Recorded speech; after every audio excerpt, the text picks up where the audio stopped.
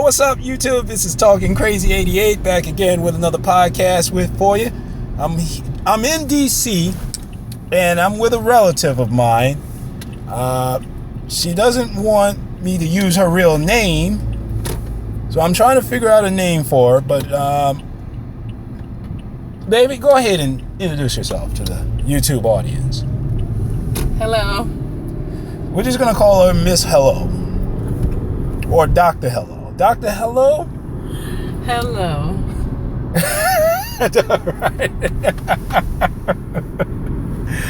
All right.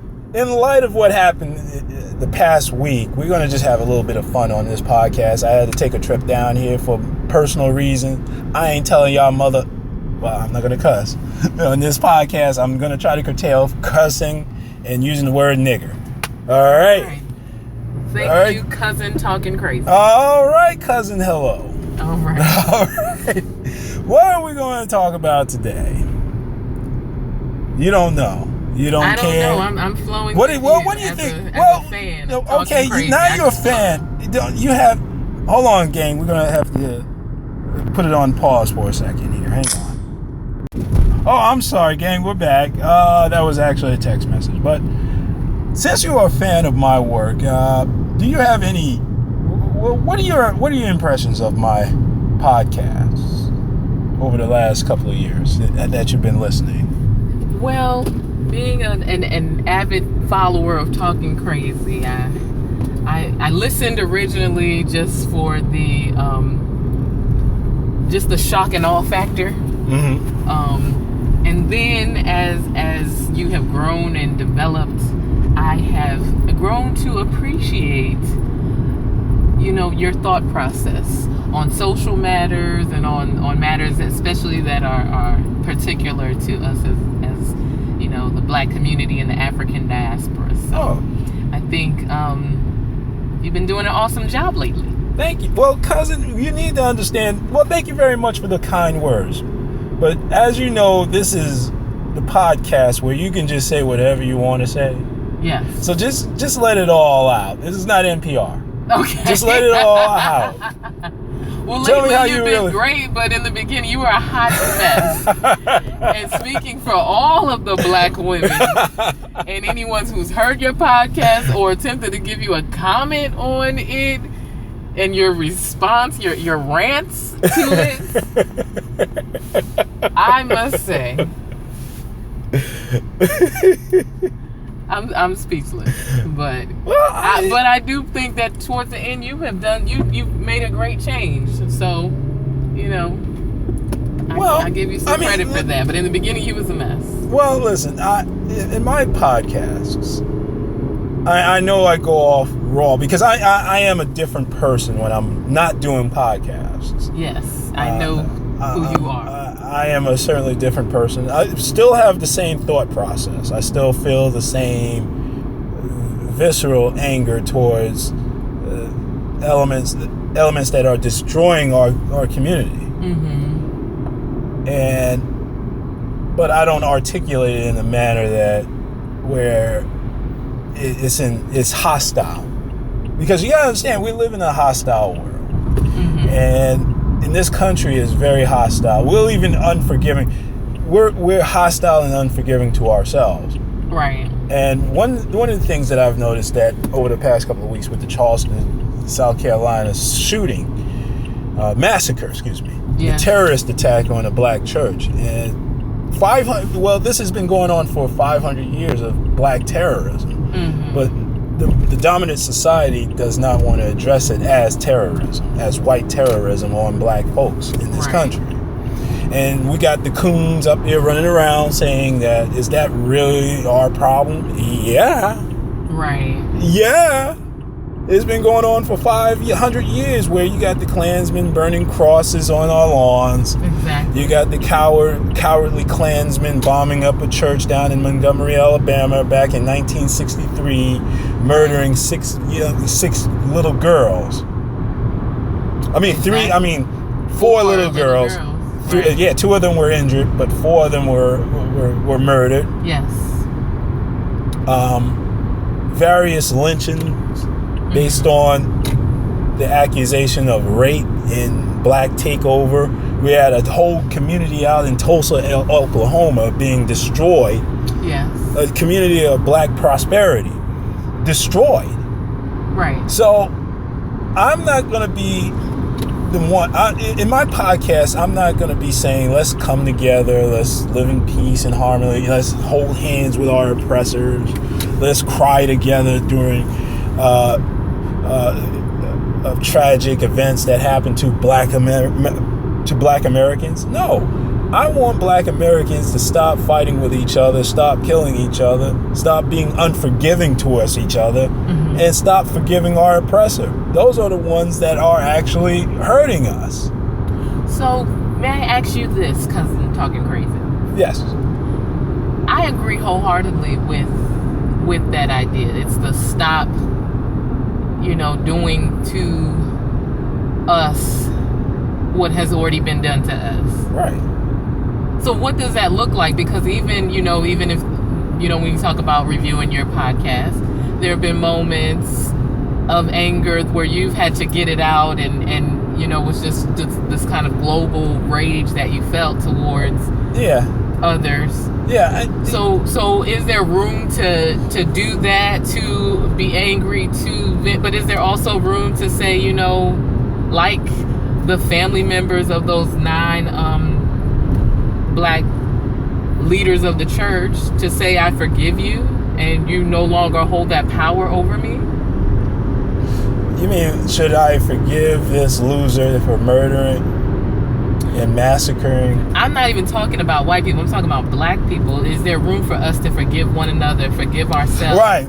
And to not hold so much animosity towards each other? I think it's time for us to start forgiving each other. Black men and black women. Now that we got this all out of the system, right?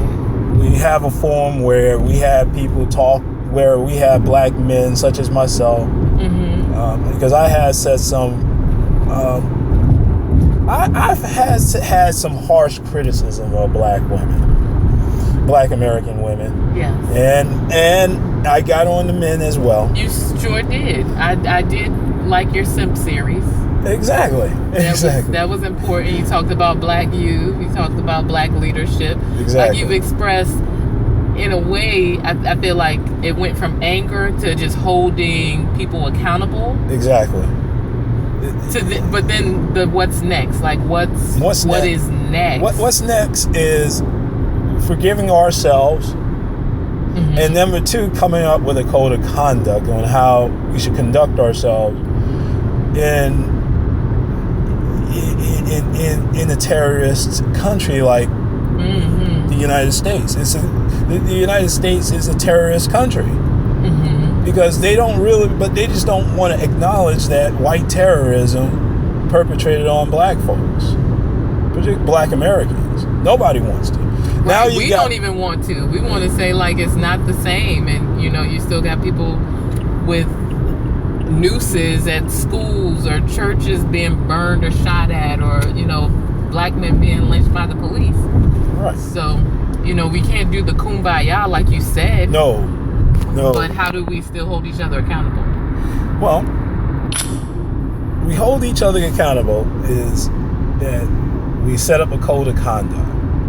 Okay. Right now, everything is the wild, wild west. I mean, I just did a report about a couple of months ago where out in Jamaica, out in Queens actually, where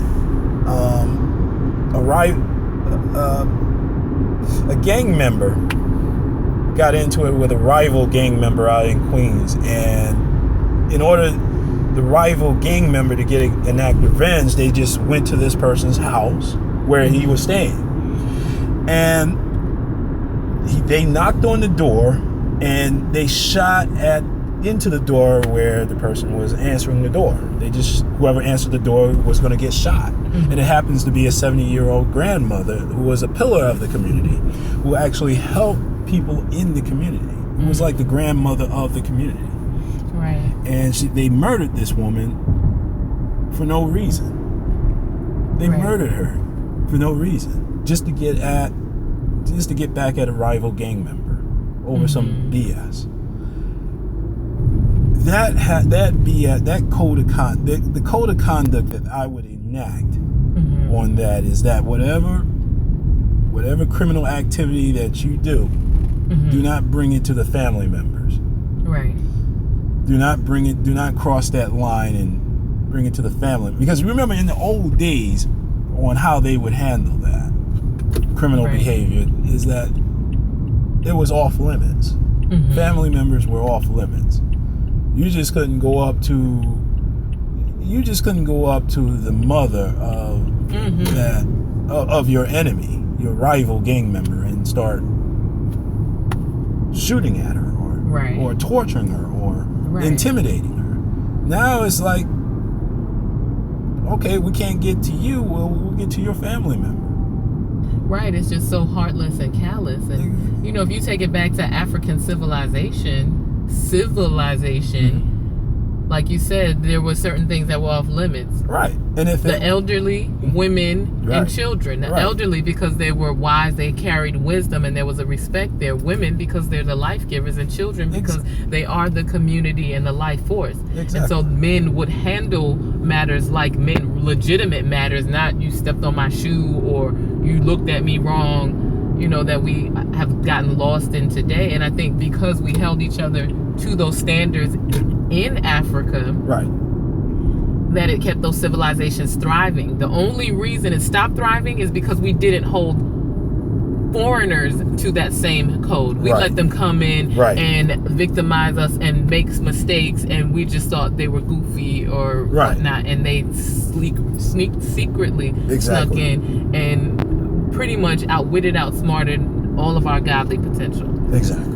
So I agree with you with the code of conduct, and we don't even got to reinvent it. It just has to go back to the way it was with African civilization. Exactly. Got to go back to our roots. And that's another thing is the infiltration of non-black people in our community. You can't go into a Chinese community and set up a business. I couldn't set up a business in Chinatown. That would be ridiculous. Right. Selling what? Soul food to Chinese people? Would they come into my store? Right. No. Why is there a Chinese store in our community? And why are we patronizing that? A Chinese restaurant, excuse me. Why are we patronizing other groups in our community where if we went into their community we would be ostracized and we would have a grand opening and a grand closing the same day? That's part of the code. That's another part of the code of conduct that I've came up with, is allowing non-black people to infiltrate us. What happened down in Charleston, South Carolina could have been prevented. It could have been prevented if they could have kept an eye on this one suspicious guy, white guy, in a black church. But I don't know how uncommon that is. I don't know how common that is, where white people can go into a black church. I haven't seen it in my church. Right. I rarely see it. Usually the white people that come to the church were invited by the pastor. Right. I didn't see white people arbitrarily coming down into the Bronx going to a black church. I've never seen it. So right then and there, I would have kept an eye on that guy. Right. But we don't do that. We don't do that. We're more suspicious of it. See, each other. It's if a black person came in there who wasn't familiar, then the reaction might have been different. It would have been different. But this white young man came in seemingly out of place. Asks to see the pastor, sits next to the pastor. But I don't know that I think that there's anything wrong with that. I mean, like, that's the beauty of it. Like, you know, that demonstrates the humanity of these people. Right. It does show that. And that we can be a loving and fully embracing people. But I'm not that loving. I am not that loving and embracing. I keep one eye open on you. But we also have to protect our community. Right. It's just like when again, back to Black civilization. When you watched it, any outsider who came in was monitored. Was, you know, there was kind of this thin barrier between them and the community. Like they were there, they were amongst the community. Exactly. But you had like the lead warrior, the head, who was right there enforcing, letting you know that you are welcome, you are invited. Exactly. But you also must prove your way into this. You do not get a free pass. You don't get a free pass. Think about it like this. There are documented acts of white terrorism on black families that moved into white neighborhoods throughout any community across this country. Yeah, absolutely right.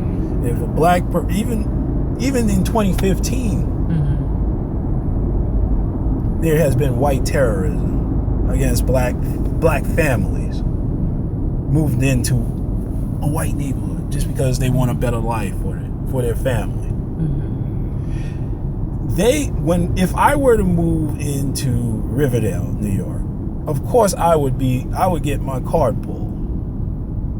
They would scrutinize me. They would make sure that I won't get into the neighborhood. But if I do get into the neighborhood, they're gonna make my life miserable. There's no forgiving. There's no vetting me in, unless I knew some of the neighbors, which I probably won't. But I don't. If I knew some of the neighbors, or if I was a professional athlete or a celebrity or something, hey, no problem. Right. But I'm just Joe Schmo Reverend talking crazy. You know, moving into the whole neighborhood. That in the Reverend. Talking crazy. Because the Sunday sermon. Well, it's not a sermon. Well, yeah, the Sunday sermon, because I do all my sermons, and my sermons are fire and brimstone. Highly entertaining. I haven't been doing so much of them lately, but because I was always doing. I'm busy. This is not my source of income. This is not my day job. This is like a part-time job, part-time within a part-time job. Okay. All right.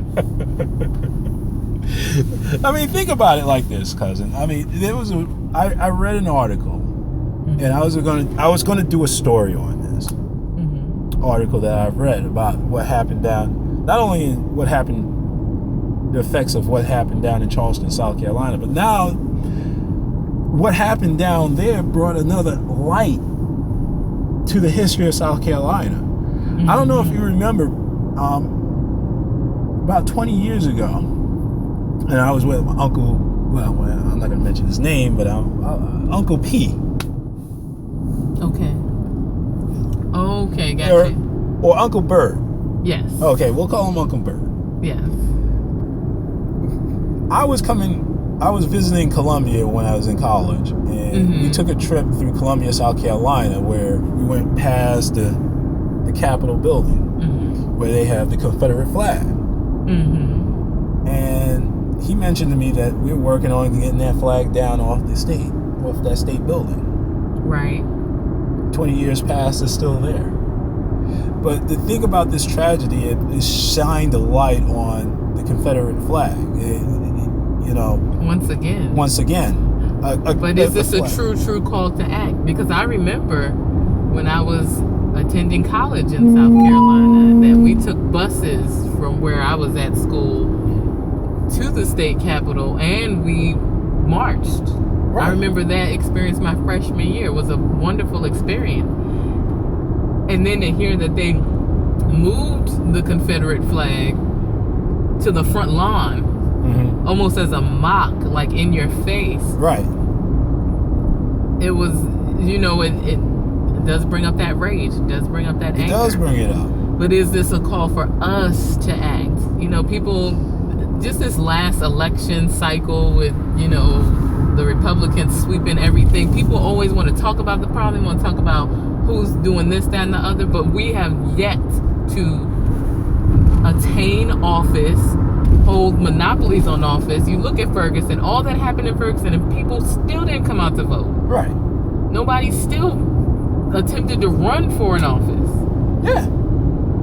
And so if, as you say, with the code of conduct, it also has to be like we actually step up and sacrifice. Maybe my child's dream isn't to be a politician, right. But are those some things that we should be ingraining or entrenching or gearing our children towards? Like invest, or go into law, or go into public policy, or right. what have you. It's not just you can be whatever you want to be, because clearly you can't. Especially if the police are shooting you dead at right. 18, you can't be what you want to be. No. They're doing everything. See, this is important where we gotta teach our children, black children. Mm-hmm. I don't care. I don't give a you know what about other people's children, mm-hmm. the non-black children, or the non-white children. I don't care about them. I care about black people, and we got to teach our children about and make them understand that white terrorism exists. Right. White supremacy exists. White terrorism exists in schools, on your job, mm-hmm. in your everyday life, dealing with the police, because they don't see us as human. Mm-hmm. They see us as entertainment or pets. Right. So when you send your children to those white schools, when you send your children to public school, mm-hmm. where a white teacher is teaching your black child, indoctrinating. Because here's another story that I wanted to do. A teacher, I think out in, I believe in South Carolina, was suspended for 10 days because she posted on her Facebook page. Oh, I thought they fired her. No, you remember I told you white people do not get fired. Right. They get transferred. Yes, you did. when they abuse black people. Right. They get transferred. Mm-hmm. No, they suspended her for 10 days because she posted on her Facebook page that I believe if she had the opportunity to kill black people, she would. Mm-hmm. If she had 10 days to, she mentioned that if she had 10 days to live, she would kill all the black people that she would see. Wow. And this was a teacher that was teaching black people. And that's not a terrorist threat. And that's not a terrorist threat. That's not a terrorist threat that deserves this teacher from being fired from her job. Right. Removed from her job. No. That's where we got to start. We got to get our code of conduct together. We got to get our S together. Mm-hmm. Get our schools together. Hire black teachers, male, female teachers. Do you notice that you go into any public school, you don't see any black male teachers? No. And they were giving out scholarships for that. Exactly. So this should be a call to arms, because we are under terrorist threat from white supremacy, from white people. Right, but how many times have we been called to arms and it's still the same thing? We get angry, we get mad, we riot, or we fight, or we have panel discussions and say, oh, this is a great discussion on race, this is a call to act, this is what we need to do, and it's still the same. Well, so what all has to that look failure. different? Well, this is where I come in. My podcast. All right. I tell people, don't stop all this marching. Stop all this discussions of race. Right. Just stop it. It's a waste of your time. Black people seem to love wasting time on frivolous issues. You are very or right. Or issues that are significant, but they don't come up with a plan. They just get angry and emotional, and let's sit down and forgive our oppressors. Let's sit down and we're gonna go in there? Yeah, we can do that. Okay. We can do that. Yeah, we gotta stop. This is where my podcast comes in. I tell black people, stop forgiving your enemies. Stop forgiving your enemies. Stop forgiving your oppressors. And don't worry about them. Forgive yourself and act. Forgive yourself and come up with a plan and act. Forget about the coons. You can't save the coons. You can't save the scared Negroes. You can't save them. The Jay-Z or Punk or I'm sorry, I'm not gonna disrespect the president in front of you, cousin. I will just say our president. Thank you. He has abandoned us. We got to come to the realization he's abandoned us. We're going to have to debate that one for another podcast. Right, we're going to have to debate that. We'll do another podcast on that. I cannot be on a podcast and co-sign that one. Okay, well, all right. Well, cousin, any last words? Thank you for letting me share this space and see what this podcast is about. Well, this podcast is not over. The discussion is not over. You're welcome to come back on the podcast. Well, thank you. As you can call in as you like. All right, because we still have some things to discuss about your views of Black American women. Well, listen, gang, this is Talkincrazy88 signing off. I am out of here. And oh yeah, let's be careful out there, people.